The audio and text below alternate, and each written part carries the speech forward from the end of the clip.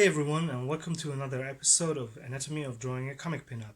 Today I will be showing you guys how I illustrated this Wolverine versus Omega Red drawing, and this is going to be a somewhat more interesting episode than usually, at least that's what I think, for two reasons. The first one is I used an older sketch to base the drawing on because I liked where the sketch was going, but something was missing and lacking, and therefore I decided that I should take it to another level. It also allowed me to do a little bit more of an elaborate drawing in the same time frame that I would usually spend for the sketches and pinups that you see on my YouTube channel here. On the other side, the fight between Omega Red and Wolverine has a very special meaning to me, but more about that in the video. If you like what you see here on my YouTube channel, please consider subscribing my channel and also liking, commenting, and sharing the videos. And if you want to see more of my work, please follow me on Instagram. It's at Sedat Özgen. And if you want to follow me on Facebook, it's at Sedat Özgen Art. Thank you guys for tuning in, and see you in the video. Bye bye. Alright everyone, as mentioned in the introduction before, I am using an older sketch that I did on paper, and I'm using it as a reference or guideline for this week's pinup, for the Anatomy of Drawing a Comic pinup. And I wanted to see if I can get something out of this drawing, because obviously it was just a sketch on paper, and I wasn't really happy with it, so I wanted to make some adjustments digitally in order to have a little bit of a easier time with getting started on this drawing, and also trying something new out, because this way I would be allowed to do a little bit more something more elaborate instead of just a quote unquote sketch, and without wasting or spending too much time doing it. I think it took me about 3.5 hours to do this thing here, all in all, but I'm not sure. And yeah, and as you can see, it's a fight scene between Omega Red and Wolverine. And the funny thing about this is the fact that the fight between Omega Red and Wolverine was basically what got me into comics, or where my love for comics started. It was obviously when Jim Lee was working on the X-Men, and he did this run with Chris Claremont where he had Omega Red fighting against Wolverine, and it was such a special series. And yeah, and as you can see, I am almost done with the sketch here, and I'm just pointing out some, or filling out some spots where I'm going to add blacks later on, and I think the sketch is coming along nicely. And now I've printed it out on paper, and am tracing it through the lightbox, and I'm trying to keep this as loose as possible without having to stick too much to the underlying drawing. But I think I didn't make any or many changes in the penciling stage, because I was quite happy with how the layout turned out, and I wanted to continue where I finished the layout. And it took me about, I think, 30 minutes in order to trace the whole thing, because it was new paper that I was working on. I used Canson illustration board, which is a pretty cool paper. This was actually the first time that I tried it out, and I had a really good time. Usually I would either use my Canson Imagine mixed media paper, or my Dory paper, or some Bristol board that I bought in the USA.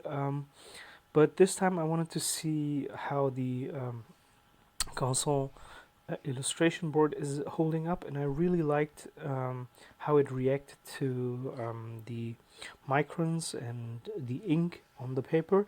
And maybe I will try to do more stuff on it. The problem with the paper is that it's quite expensive for drawing paper. Usually you will get like a set of 50 sheets um, when you're buying a drawing pad, but this only comes with 12 but costs as much as the other um, sketch pads, and therefore I am a little bit reluctant to get me a whole set of it because I'm not sure how much I'm going to be working on it.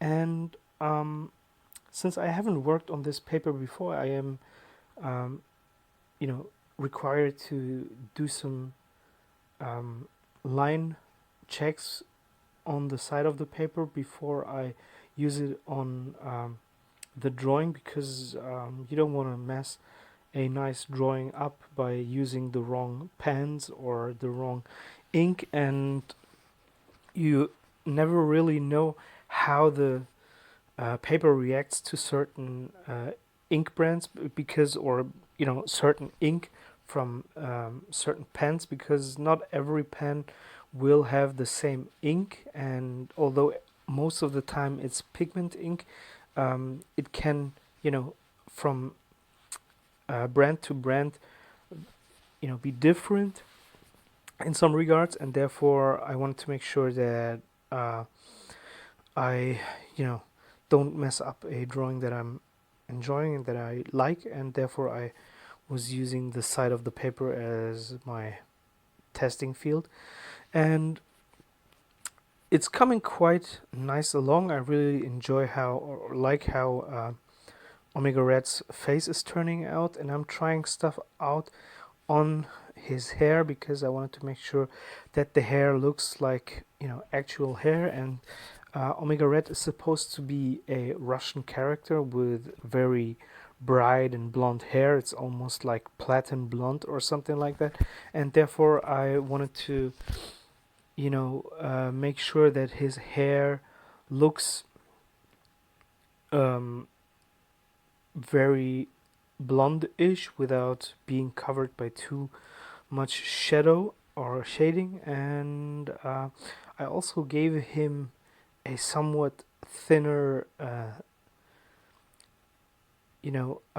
thigh area, and made his shoulders and biceps a little bit thicker, and wanted to basically just show that he's a hunk of a man. He's a machine, and he's so strong he can even overcome Wolverine. And the funny thing about Omega Red is that when I was younger and reading these comics, I always thought of Dolph Lundgren as Omega Red. He would have been, back in the days, it was like the early 90s, he would have been a perfect choice if they ever had made a movie at that time. Obviously, Dolph Lundgren is too old now, but I always thought of him as the perfect cast for Omega Red.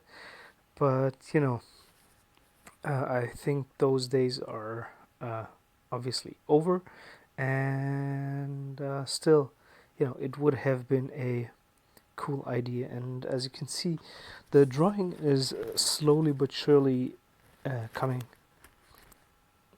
together or coming along, and it's always a little bit challenging to try out recording myself doing something more elaborate. You won't have a hard time drawing a bust sketch or just a head sketch and record yourself, but when you're drawing and inking something that's required more attention, that's required more detail and concentration, then you'll get a little bit of that anxiety inside you. But I think that this piece is looking quite alright, and of course you're never 100% happy with what you're doing, but you gotta continue to do your thing, and you gotta continue to to keep in, or you got to keep in mind that you are not supposed to draw your greatest piece of art when you're doing this. It's just about doing the stuff, making it look good, and you don't have to be perfect, um, because perfection can also be the tripwire that will make you fall, I think. And perfection comes, in my opinion, from routine. The more often you do it, the more comfortable you feel, and the better you will become. Now, that is just, of course, my opinion. There are other artists who are very perfectionist and who want to make sure that every line is on spot and every line um, looks just super clean and, as energetic as possible, and which should be the case. But you also have to remember that you only have a certain amount of time that you can use to do this stuff, and that is something that you always gotta remember. It has to, there has to be a certain quality, but you always also have to be able to do it within a certain time frame. You can't just go and spend 3 days or 5 days or 6 days for one drawing. That would be overkill, and I have to say, recording something like that would take forever. So therefore, I am trying my best to do this within a certain time frame that I am setting up as a frame or a box in which I want to be able to create something that looks cool and that I can present to the world without being too ashamed of it. I know that other artists are probably doing much better stuff in shorter time, but we all work with the tools that were given to us. Some of us will do more amazing stuff and some of us will do less amazing stuff. It's not just about that. Sometimes it's just about doing the work, because just like a running or a person who likes to go running, it always, and it sounds totally cheesy to say something like that, but it always starts with the first step. From the first step comes the first meter. From the first meter comes the first 100 meters. From the first 100 meters comes the first kilometer, and so on. And if you don't get started at some point, and you want to be perfect before you even start running, then you're never going to start running. And that is something that you always have to keep in mind. You always have to think about it, that it is your best work now may be the worst work in 2 or 3 years. But if you don't do it now, then you will never get to the point at which you are in 2 or 3 years. And that is something that you always have to remember. And another thing is, and it's a hard one, you have to be able to forget about what other people tell you, especially like trolls and unfriendly people on the internet. I recently talked to someone and he was asking me for advice on his art, and I told him that I'm not able to always give feedback and critique, and maybe I'm not the best person to talk to, but there are certain forums on the internet where you can present your art. And he told me, yeah, I did and I tried, but they were mean and all that stuff. And I thought to myself, or I told him as well, I said, you can't just leave that up to people who are mean, whether you are presenting your work to the world and whether you get critique and feedback on your work. And that is important. When I started drawing, I remember it's like, or when I started uploading my stuff to the internet, that's more correct. I remember showing my artwork online, and somebody looked at one of my drawings and he said, "This is the worst drawing I have ever seen. I am not an artist, but now I'm thinking about starting to become an artist." And you know that that comment was such a bummer at the beginning, but on the other hand, shortly after that, I became much better than I was at that time, and I grew with every drawing I made. And I'm pretty sure that I am now a better artist than this guy, you know, will ever be. And that's because I never gave up. I continued working, I continued drawing, I continued improving, and I wouldn't let anyone put me down. Of course, there's a difference between getting critique, constructive criticism, and insulting someone or being insulted by someone. If someone's just mean to you and tells you that your artwork sucks and doesn't give you um, a good explanation why it sucks, then it's probably because the person is just trying to get you down, and then you shouldn't pay attention to that person. But if someone tells you, hey, your artwork isn't good because of this and that and that and that, that'll make more sense. That will, to a certain degree, help you. I mean, it's always nicer, and we always feel better when people tell us that we're the most amazing and the artwork is the best, blah blah blah blah. But that's not always going to happen. There are people that will tell you into your face that your work is really awful and that you should give up. And some of these people just do it because they are mean. Others do it because they have a problem with themselves, or they want to put other people down. I've experienced all of that.